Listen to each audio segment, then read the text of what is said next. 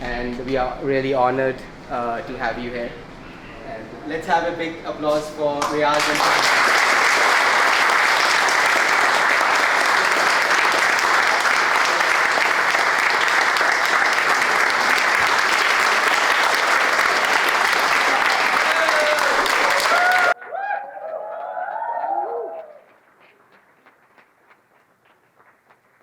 Thank you.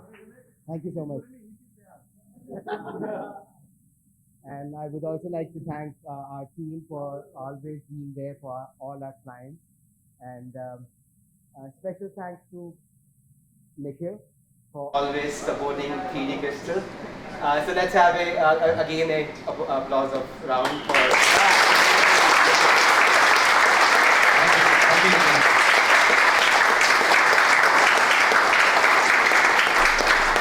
So our team has some questions for you. So could we proceed with the questions? All right. Hi.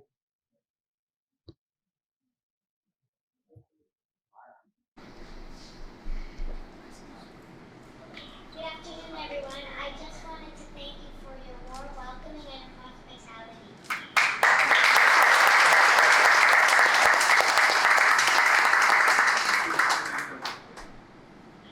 I just wanted to thank you for making my dad always happy. He trusts you all, and he'd be very happy with your work. And I just have a special message to Nikhil. Not only does my dad like your bedtime stories, I also enjoy them too. I learned the 3 P's. One is pixeling, which is tracking a customer. The second is payout, which is 4 to 1. And third is profit, which is the amount of money that we make each day.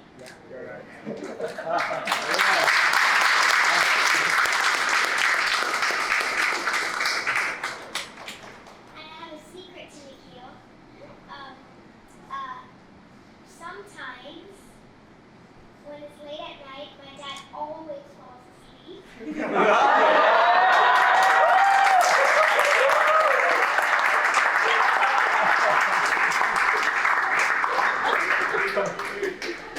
Tell us.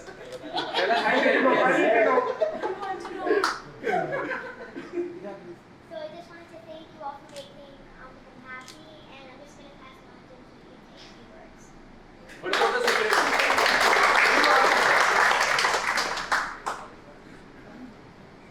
Naughty today.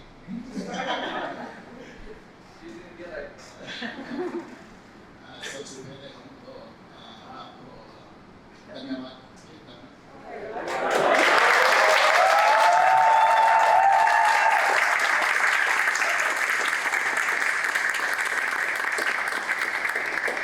I have to say that this was an extremely humbling and very warm welcome to my mother, to my daughter, to myself, and of course to the entire 3dcrystal.com team. So I want to first of all thank you very, very much for doing that.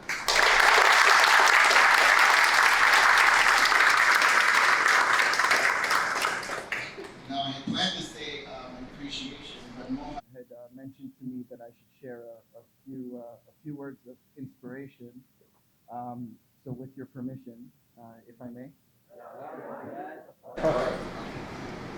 So Amana talked about 3 P's. She talked about the P's that Nikhil and I, of course, all of you working on the digital marketing team, focus on, which is pixeling as many customers as we can to build a remarketing list.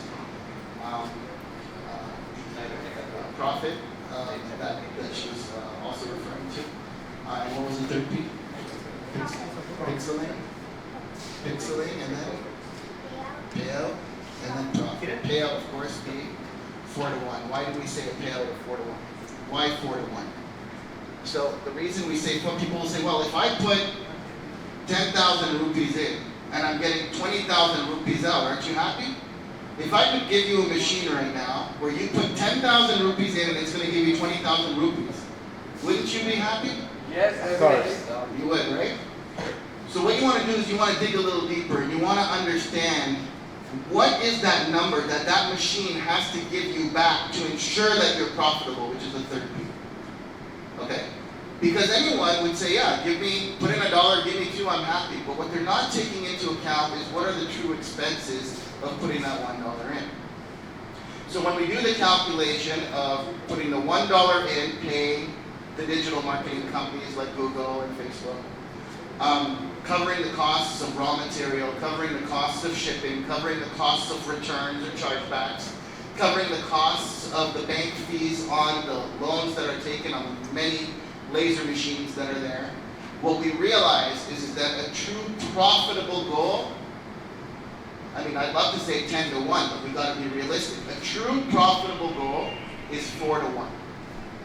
Now, when we work for large mass consumer packaged goods companies, I had 5 years at Procter & Gamble selling Pantene, Olay, Crest, Tide, Vicks nationally. We were aiming for 5 to 1. Okay, and at the end of the day, we would settle for 3 to 1. So what we're doing is, in our business, in our category, in our industry, we aim for a 4 to 1. So that's essentially what she is referring to now. That explains the 3 Ps that she talked about. The inspiration or words of wisdom you wanted me to share, I'll also talk about 3 Ps, but they're going to be 3 different Ps. Okay, so the theme today is the letter P.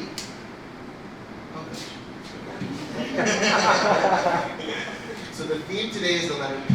Alright, so the first P I want you guys to remember, and I tell this to all different divisions in our company, whether it's in production, whether it's in customer service, whether it's in logistics, marketing today. The first P that I want you to remember is the P that stands for passion.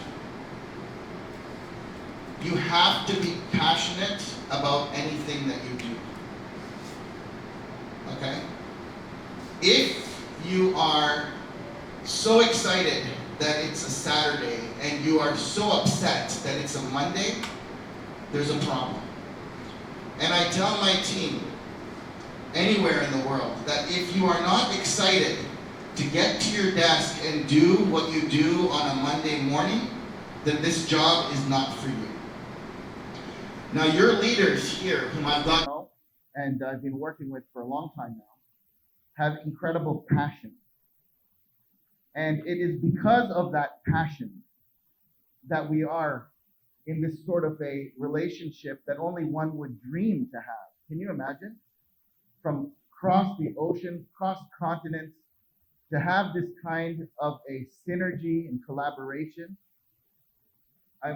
People strive to achieve it for a lifetime because of the trust. She talked about trust. My dad trusts you, right? So passion, you have to be passionate. If I see someone in one of my divisions walking out exactly at 5 p.m., then I know they've been watching that clock since 4:30. That doesn't show me passion. But when my team, I'm telling them, guys, go home. They're so passionate. So passion, make sure you have that passion. Okay? Number 2 is promise. When you promise something, you've got to deliver. Think about that for a moment. When I ask through your leaders here for something, and they say we're going to do it, they deliver. Rarely do I ever hear a no, actually, from you guys. You find a way to deliver. Promise. When you promise your customers, your clients, your consumers something, make sure that you deliver. In our world, there are 2 moments of truth. And I want you to remember this, 2 moments of truth. The first moment is when the customer is shopping the market, deciding what shampoo bottle they're going to take off of the shelf, deciding which company are they going to buy their 3D gift from, deciding which company are they going to rely on for programming or for marketing. The first moment of truth where you win is where the customer has chosen you. That's the first moment. When they decide to order a 3D crystal from 3dcrystal.com or any of our global websites, we've won at the first moment of truth. But that's not enough. Promise. You've got to win at the second moment of truth, at the time of delivery. When the customer receives the service that you promised them, or the product that you promised them, how do they feel? Are they satisfied? Do they feel that they got more than what they were expecting? That second moment of truth, when they open up the gift box and they see the product, when they receive a delivery of a project that you've been working on, and they say, wow, that's winning at the second moment of truth. Winning at the second moment of truth means that you've won that client for life. Guys, you've won me for life. Okay? All of you. Many of you, it's an honor to be seeing you for the first time and seeing your faces. And I'm really, really looking forward to hear your questions and knowing your names and what your role is. But I want you to understand, it is because of that second moment of truth where you guys won. You made our customers happy. You made us as a team happy. That's where you guys win. Second moment of truth for whatever you're doing. Okay. Now the third P. The third P is something I taught my kids. Today we have Amana here at home. I have my wife Saleha and my other daughter Amara and my son Azhar who couldn't be here. But one philosophy that I've taught them ever since they were young, when my daughters would ask me to put nail polish for them on their nails, I would teach them the importance of perfection. P for perfection. If the nail polish so much as touched a little bit of the side of their skin, I'd take the rubbing alcohol, wipe it off, and do it again. And every time I did that, I said, no, it's not perfect. No, it's not perfect. No, it's not perfect. Did it matter? Well, maybe nobody would have noticed, but I was instilling in them from a young age the importance of perfection. When you talk, when you look at people in their eyes, when you respond, the tone of your voice, perfection. When you deliver a project, when you're working on a project, there's shortcuts many times.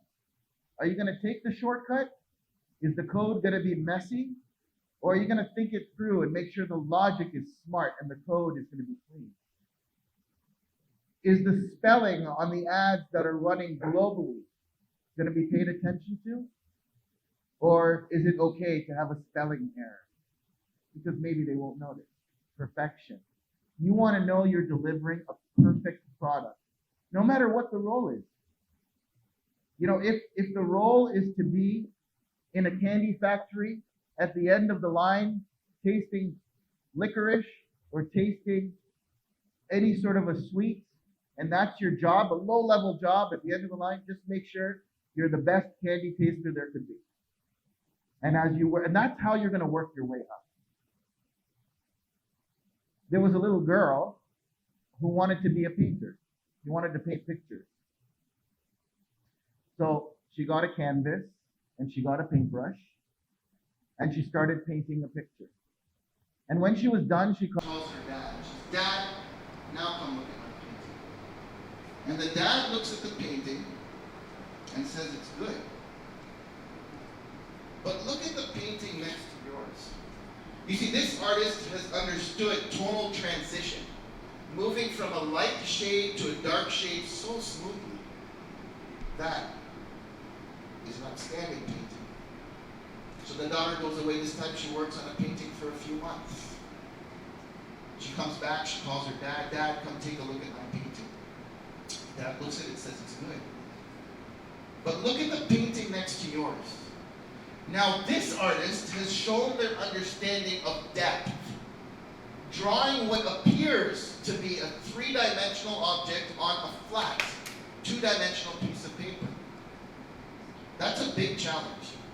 Any artists in the room will know that when you're trying to draw depth on a piece of paper, you're dealing with a 2D flat plane and you're trying to trick the mind to perceive depth. It's a challenge. She goes away, now she works for a few years.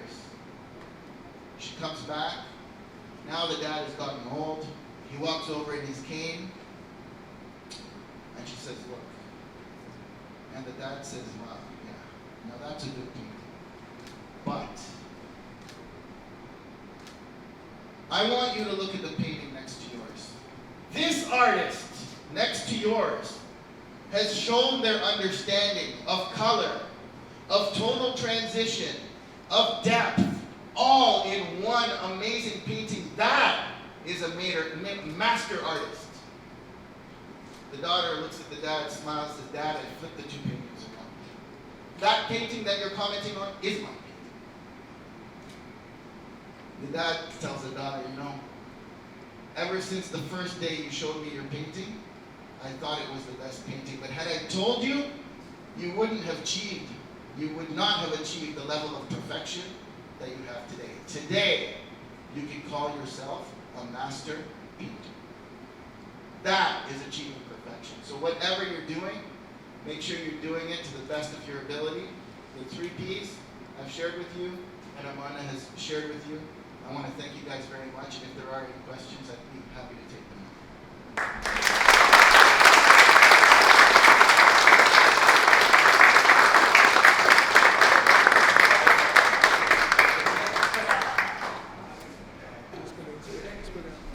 Hello. How many takes you have done to learn Dhanyavad? I think because I've been in India for the last week now, so I was able to pick up a few words.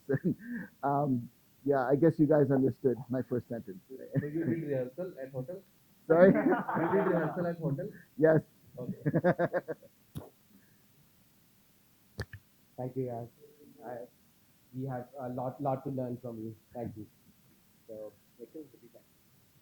hi guys, thank you so much coming to India. And first of all, Riyaz, thank you so much. I learned so many things from you. I was totally different person 2 years back, and I've learned everything from you. And I have one question. And when did you visit India last time? And how has been your experience so far? Do you want me to talk into the speaker? Or just, okay. So I'll talk a little loud so the mic can float through the room. The question was, when was the last time I came to India and what has my experience been so far? The last time I came was in 2016. It was more of a trip to start assembling, 3D artists and a team to handle what was going to be Cockpit 3D at that time. And my experience this time, which is maybe about 7 years later, is completely different. I think what I've learned is that when you have a vision and you firmly believe in that vision, no matter what obstacles are going to come, you're going to find ways to find an answer to that challenge. So there's generally an answer for every question. There's generally an answer for every challenge. It's just a matter of finding it. And so when we came out with our software, Cockpit 3D, and the whole vision of 3D modeling for the world, it was just a vision. And this time, my experience in India has been very rewarding to see what we had started back then actually come to fruition. Okay. Thank you so much, sir. And while Nikhil has the mic, Nikhil, I just want to personally tell you that your job is remarkable. You're an amazing leader to the team that is reporting to you. I think you've got amazing counterparts here. You always find a way, whether it's me asking to focus on corporate, whether it's me asking you to hit a certain number. You don't just say yes. I mean, you actually put together building blocks, and you really do find ways to do it. And that's what's caused this, I would call it, not just a business relationship, but I would say it's really a friendship, where I can, as my daughter is claiming, fall asleep with you on the phone. Does that really happen? Come on. Does it really happen? Actually, it happened 2 or 3 times. I remember that. All right. So to be able to, enter a friendship at that level is different. And my meetings with you are just so vitally important. That's why we do it pretty much every night. I think it's just because of the trip right now that I haven't been. But every night without fail, whether it's midnight, whether it's 2:30 or 3:30 in the morning, I make sure that him and I have our call. And he makes sure that we have our call. And that is what ensures that we're always on track to hitting. What's the point at the end of the year if you look back and say, oh, we missed this, we missed this, we missed this? No. You got to be ahead of the game. That, okay, here's where we're missing. What are we going to do to pivot and achieve that goal? So I just wanted to personally thank you for Thank you everything. so much. Thank you so much.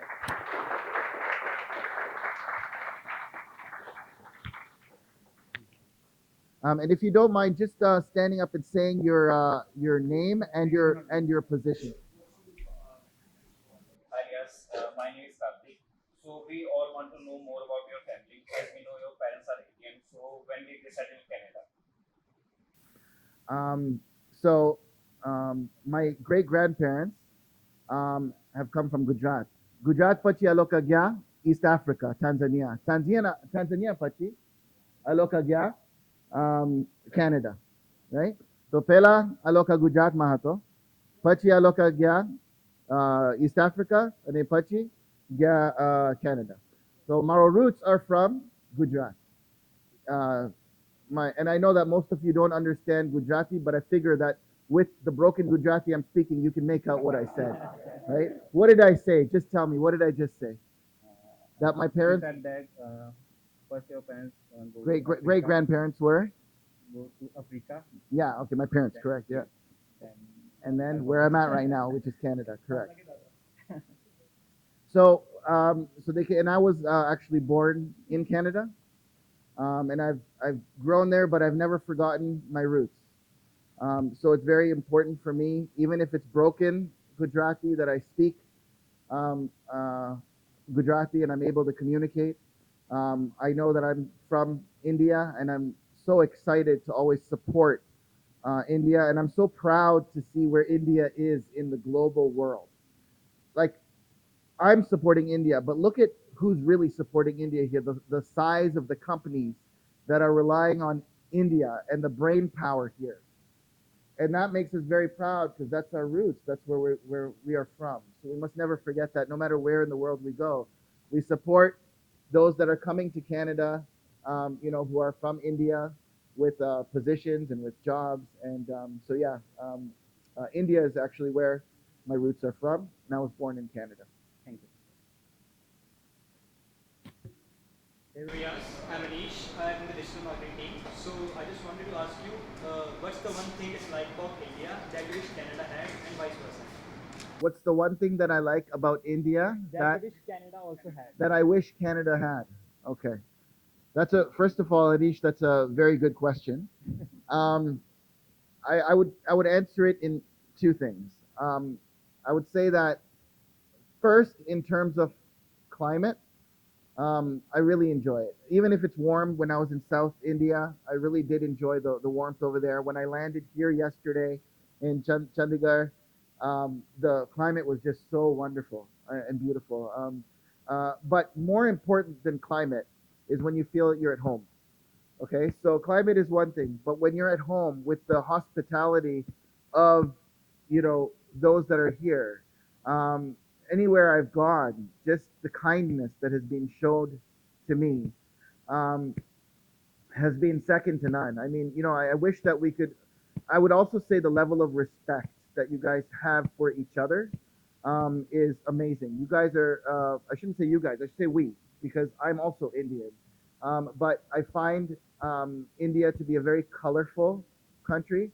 I find everyone's, whomever I have spoken to, their nature is also very colorful, creative, happy, uh, knowing how to celebrate and enjoy life. And that's something that I think that we need to learn a lot from and do over there as well.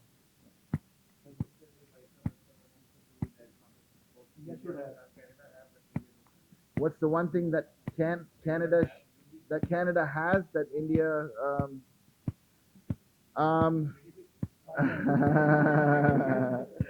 Good answer. Thank you.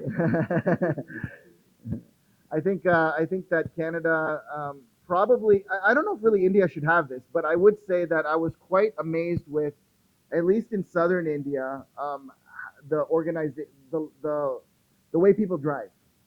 Like there's no organization yet it's such a skill and they don't bump into each other.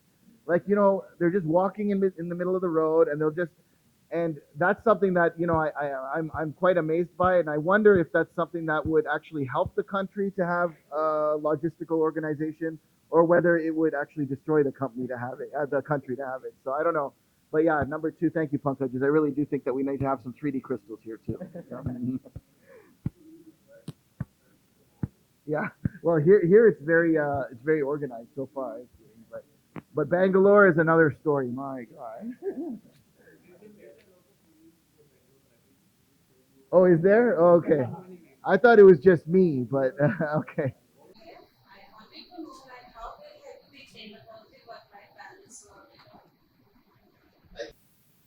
The question is, how have I maintained a positive work-life balance? Thank you for that question. I think it's so important. I think that for me, what I do is I actually mix a little bit of business with family. If I were to keep my business completely separate from family, it would be tough. But by mixing my business with family, what do I mean? Amana, she knows the names. And she heard I was coming to visit you guys. It's because of you guys, actually. It wasn't because of anything else. But the moment she knew that I was coming to meet you guys, she said, I want to come. She wanted to see the faces and meet the people behind the voices that she always hears on speakerphone. And so when I can do that right now, is this a business trip? Is it a family trip, or is it both?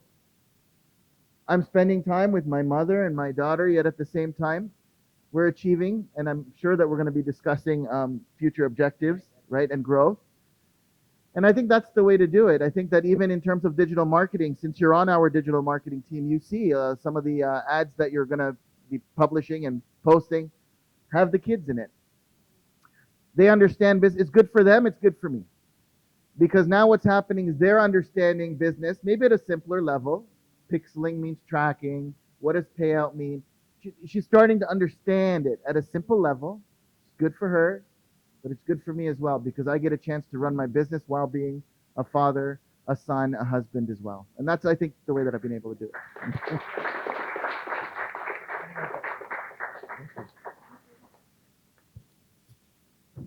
Riyaz, Hi. my name is Mohammed.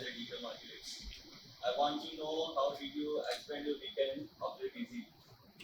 How did I expand Your weekend. How did I expand? Your weekend. How did I spend my weekend after a busy week? You know, so first of all, I just want to say that I'm always so eager to point number one, where I talked about passion. I'm so excited for Monday mornings. And on Fridays, I'm, walking away from my desk, but holding my desk at the same time. You know what I mean? And again, that's a unique position to be in, and I encourage all of you. Like, I mean, I think this is the atmosphere that you guys are creating over here, from my observations. Because otherwise, if that atmosphere wasn't here, we would not see our digital marketing division performing the way that they are. So something tells me, even without me physically being in our marketing office here, that you guys are passionate about what you do. So to answer your question on the weekends, what I will do is I'll make a strong effort to check my emails and my messages intermittently. So I'm not going to be on it as quick as I would on a Monday to Friday, because what I attempt to do is focus on the kids.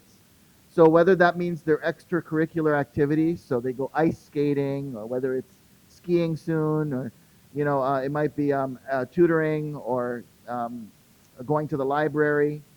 I will always attempt to make sure that I've got eye focus, not on my phone. Sorry, what were you saying? No. Because that has a psychological imprint on the child. And not only on the child, on whomever, whether it's your spouse or whether it's your friend. I mean, what importance are you showing to them when your mind is here and not there? So on a weekend, I will make that effort to make sure that I've parked my communication device or devices away, and I will give the focus, but intermittently, because I am responsible. I'm responsible for my job, just like each one of you are. If all of a sudden there's a budget that has run out, I contact Mohan or Nikhil, and it might be on a Sunday, it might be on a Saturday. There was a time during Christmas that it was while sleeping hours. They got on and they made sure that we found out what the issue was and we addressed it. So we're there, but as long as if it's not urgent, it's parked away, and we'll tend to it at intermittently. And I think that's the way that I'm able to manage my weekends. And what I do on the weekends is usually I'm spending time with them, helping them, because that's my purpose right now. My purpose is them, is to make sure that they're getting the education they need, they're getting the extracurricular that they need, and the support that they need as well. Thank you. Question, but the thing is, my team wants to know about the automation we have established after 2020, because they always ask me how is he able to handle all the orders that come in during Christmas time.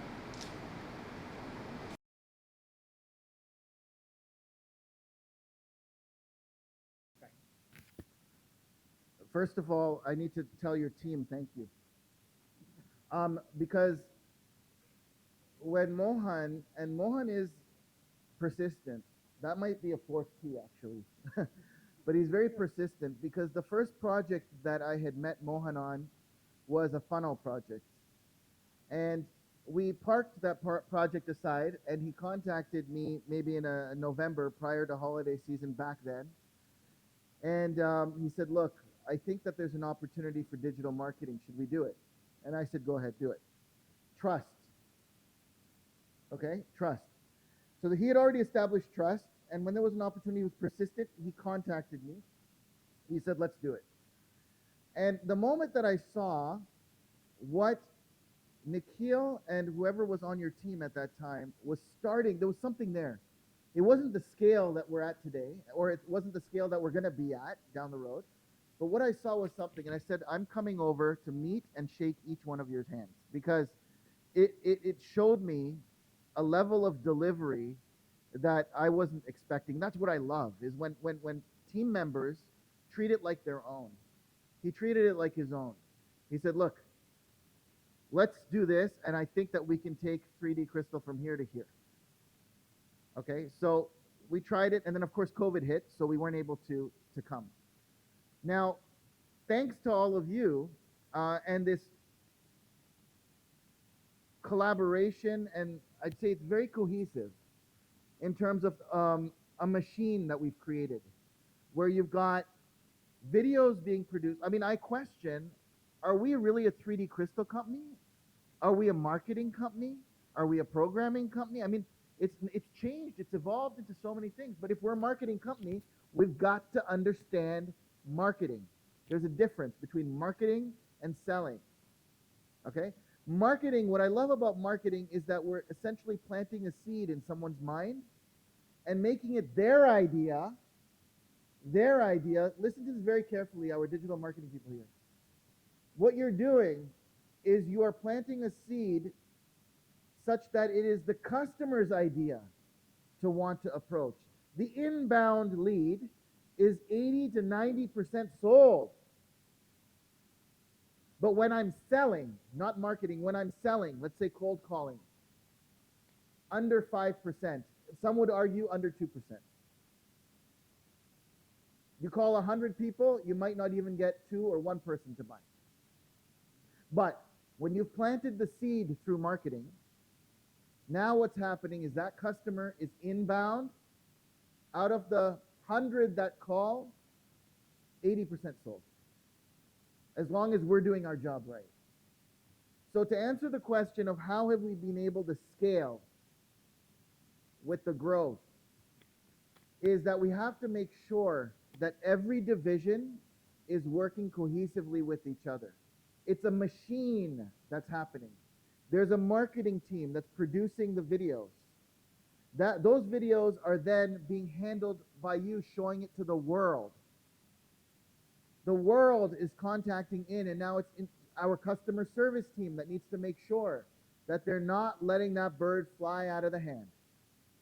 Because That click has costed us. That impression has costed us. If we're not there to answer them 24 hours, 7 days a week, that customer is now going to shop, and we might lose them. So we have customer service that makes sure that they're there to close the deal.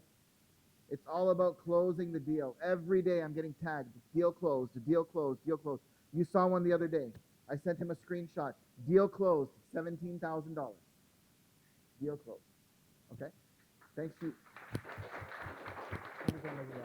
It's a machine. And then from there, once the deal is closed, it's logistics. They have to make sure they produce it on time. They have to make sure it's organized. They have to make sure it gets out. Is it going by post? Is it going by truck? Is it going by plane? DHL has now allocated aircraft space.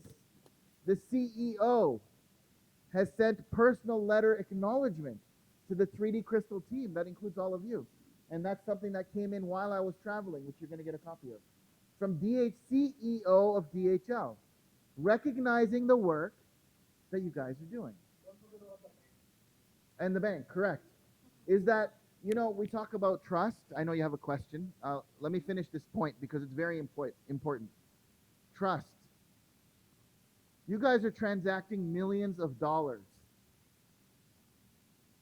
Millions of dollars that I've said, here, do it. And the bank is watching. The bank is watching. Nikhil knows American Express and the executive team there is watching. The private banking team at Royal Bank is watching. The commercial banking team, they walk into our office because of the spends that they're authorizing. They need to see, is this the real deal? What's going on here? And they walk in and they see the factory, they see all the lasers, they see the workers, they see everything that's going on. So when you have you can have a hammer, and it depends how you use it. You could use it to break things, you could use it to make things. And so when you're able to answer your question, use all the ingredients cohesively to make things happen, amazing things happen.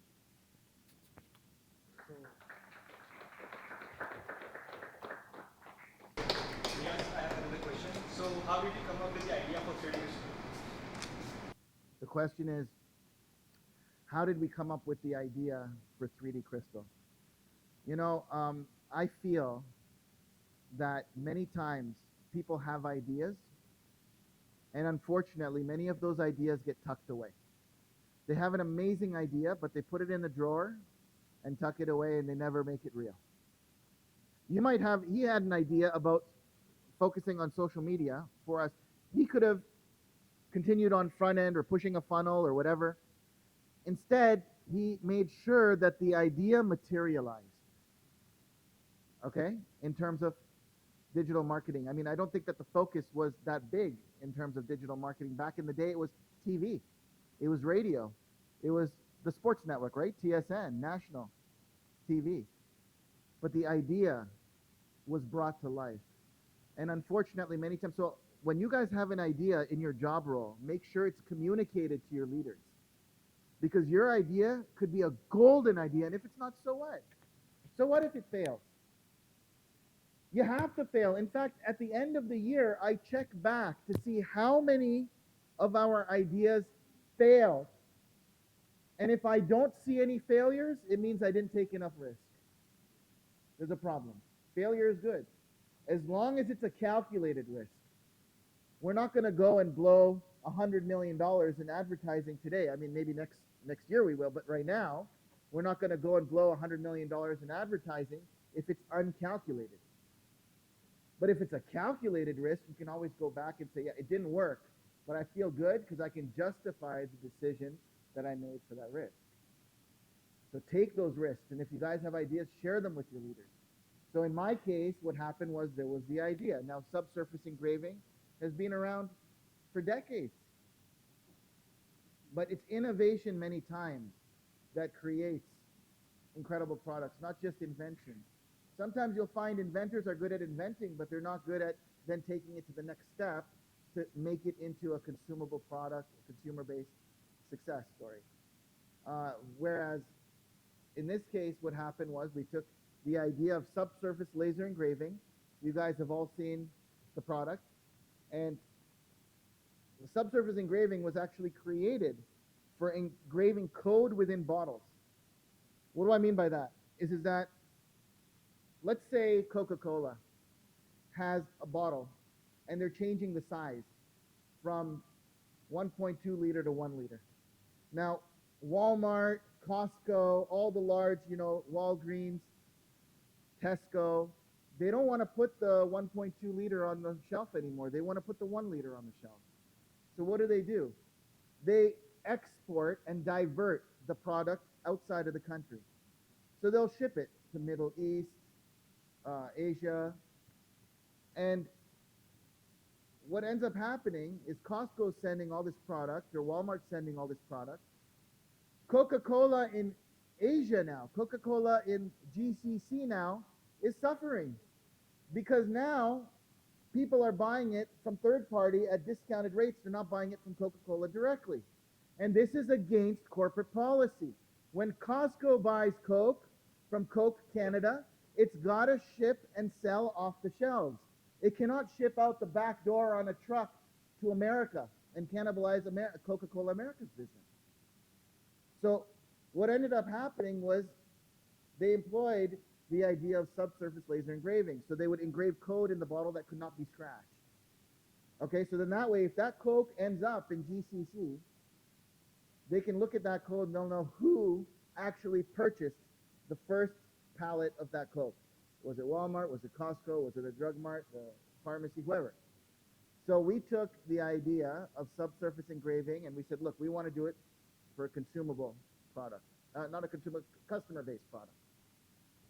And that was engraving. Of course, at that time, it wasn't 3D. It was flat images inside glass. It was very difficult to see. It would take a couple hours to burn 40,000 points. You could hardly see it. Today, you're putting 4 million points, and you're getting it done in like 10 minutes. All of a sudden, a couple hours for something you could hardly see is not a marketable product. You can make 3 a day, and the customer won't be happy. So that doesn't achieve that P of perfection, right? But today, when we can put 4 million points inside, it's bright in the crystal. Customers love it. And we can produce that many in a day. That's how we're able to scale, and that's, essentially what generates the product. So the idea came about from really observing what was in the marketplace with subsurface engraving. I was at Procter & Gamble. I knew the whole business of diversion, sending product abroad.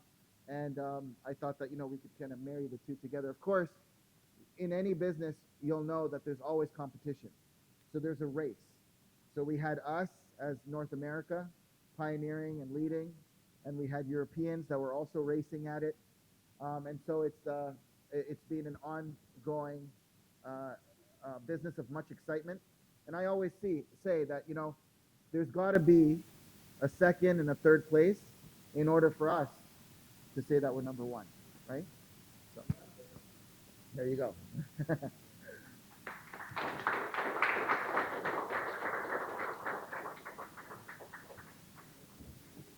Hi Riyaz, this is Vivek. I'm working as an asset educator.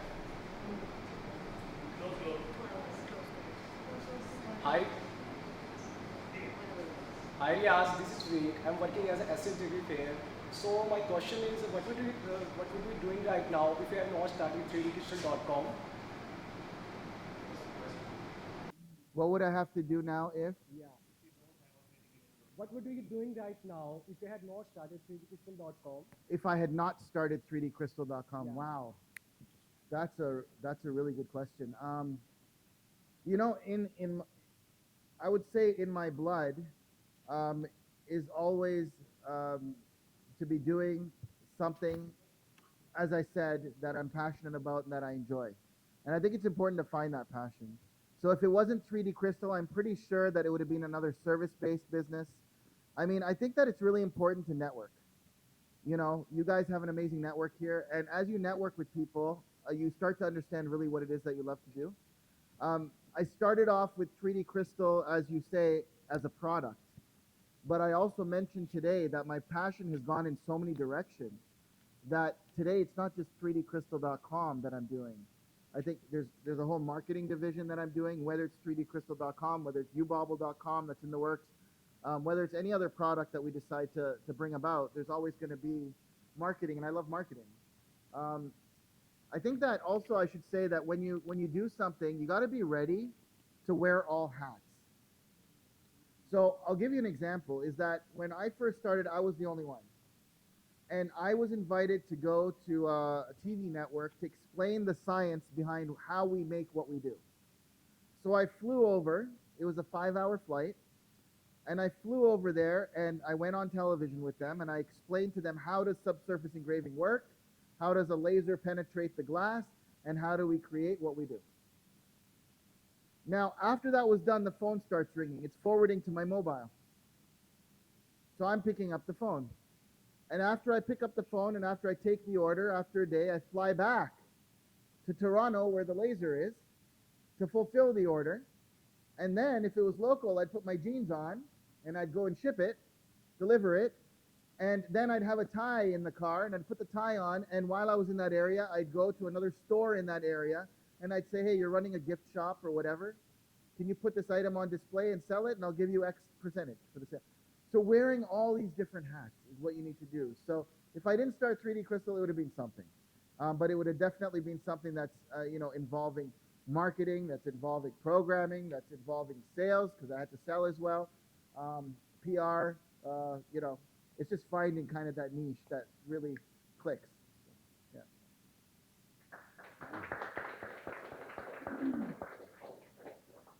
You haven't purchased a personal car for you, so maybe know the secret behind this? Thank you for that question. Thank you also for everything you do and the digital marketing team.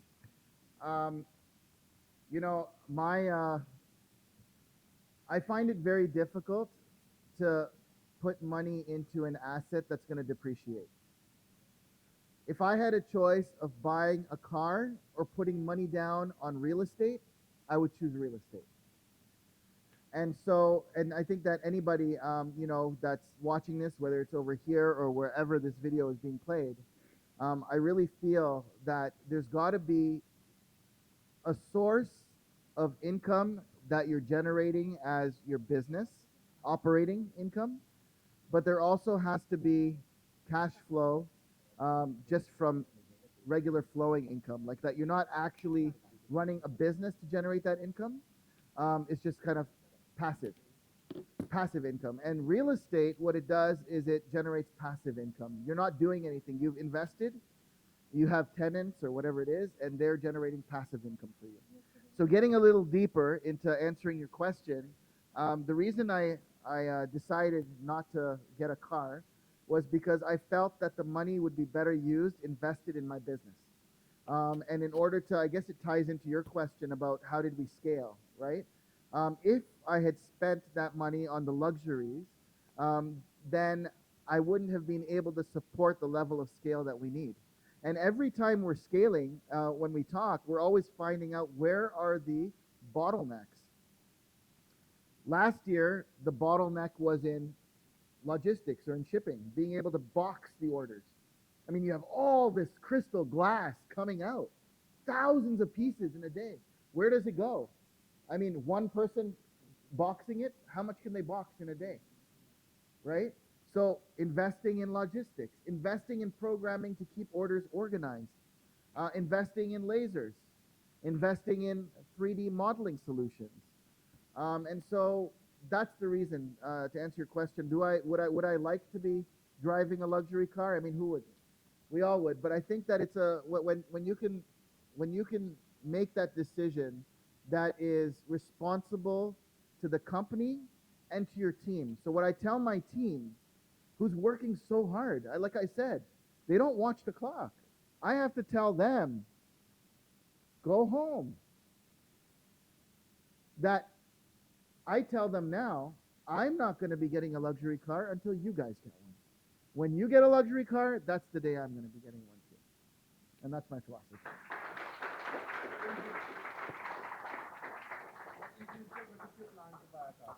In future, which car you want to buy? Which car would you like? If my brother would allow me, the Tesla. Oh. I'll get whatever the kids want, I guess. It's for them anyway.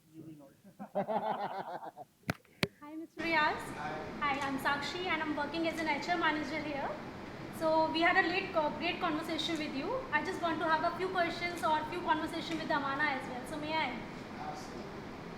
Hi Amana, how are you? I'm doing great. So first of all, you are very cute. Thank you. So Amana, I just want to know which is your favorite superhero or a cartoon character? Oh, Well, Harry Potter. Harry Potter. So why you like him, Harry Potter? Like, why? I just think that it's adventurous and he's brave. Okay, that's a great, really, I really appreciate your choices. Thank you.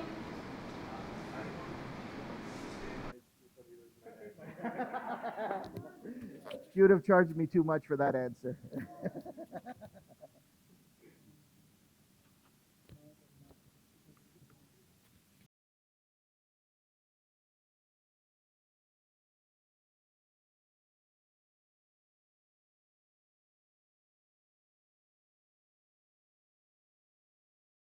Yes, yes. I mean, I just need to know. We know Riyaz very well. We talk on a daily basis, me and Nikhil, and we know the kind of personality he has. So I just need to ask what type of kid Riyaz was. It's a very good question. He is my firstborn. And as a firstborn, I love everything about him. I remember he loved massages. When he was very young, after the shower, I would make sure he gets a good massage and he sleeps nicely. I still like massages, by the way. You will get it. Yeah, and he was. I have to thank God for that because I had no problem. Thank God. He was a very good kid. He comes home, make sure he does his homework. He likes to go in there, play in the playground and everything, the usual stuff. And I don't find anything, like I can't think of anything negative about him. And I thank God for that. And because of him, his siblings also, they are all follow him very nicely. He has another sister who is in UK, two sisters, one in UK, one. And we are all crazy about him. So was he the, the same leader in the siblings? Sorry, what's the question? Was he the same kind of leader that he has right now when he was a kid? Yeah, okay. Actually, he is. What happens is, when we finish the dinner, everybody had a turn to clean the table. He had his schedule, my daughter with him, the three of them. And every time his schedule is there, he's a leader, he just walks away. And my other kids, they say, Riyaz, it's your turn today. As if you didn't hear, he said, I have more homework to do, I have more homework to do. And then, of course, the sister had to. Did he do homework at the time or no? A lot of homework. We call that type of stuff boss. He's a boss. He's a real boss. And then my daughter said that he loves you very much. You love your Riyaz more than us because you don't force him to do it. So I don't know. That's exactly what is happening. They still say the same people. Like Now, they know. They say we know who is your best friend. But I tell him everybody's the same. Thank you so much. And I have one more question for you. Sure. Basically, from one of my team member. I don't know who put that question. I mean, any of, I mean, among of you guys, did you ever eat any Punjabi dish like makki di roti sarson da saag? Any Punjabi dish you have eat? Yes, I had Punjabi friends. Okay. In my work where I used to work. I used to work at the bank, and there was a Ravinder, my best friend. Okay. And sometimes he would bring at lunchtime, but I don't remember the name. But very tasty. And when I was in school, I had a friend Amarjit and Surinder. Okay. And sometimes they would invite me at home. And such a loving family because they had grandparents, even great grandparents at a big table. They all sit together nicely. There were nice parathas and that was at school time. I don't remember everything, Okay. but I still remember. And then Surinda was supposed to be very, very pretty. And they used to have, sometimes on weekends, they used to have a music party. Okay. And they used to invite me. and it was, so I still remember her face, and sometimes I wish I can see them and meet with them, but I try to look up the Google and everything. Surinder. No Surinder Surinder. is called. And there was another girl, Daljit Kaur. They all Okay. called themselves Kaur, right? Yeah, Gurpreet Oh, yeah. And I always thought that Punjabi girls are so tall and so pretty. I always admired them. Just like her? Yes, exactly. Like the tall man, the tall man with the turban man. Yeah. They all look so handsome and the girls are so pretty, I always admired them somehow, Okay, Thank you so much. I said same thing to him in the morning, like I'm looking. Yeah. And everyone looks really handsome, like really suits him.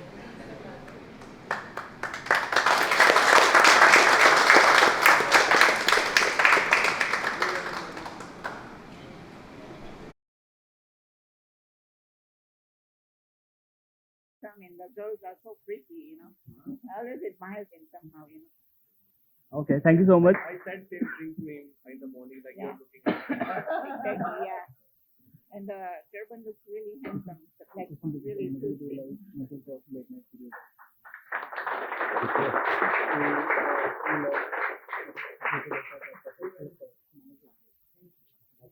Thank you, ma'am. So, I think I would like to ask you something. Personal. There's an old saying, behind every successful man there's a woman. So how true is this in your case? 100%. 100%. I wouldn't be able to achieve what do I achieve today. Sorry, can you hear me? The question was that behind every man there's a successful woman. How true is this in your case? First of all, thank you for that question. I would say that it's 100%.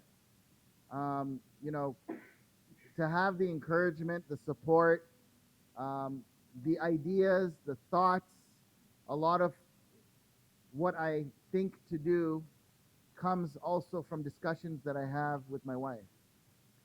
And so I would say that she's even though not the front of the company, although she looks a lot better than me. But it's her ideas, motivation, support, and encouragement that really gets us to where we are today. Thank you so much.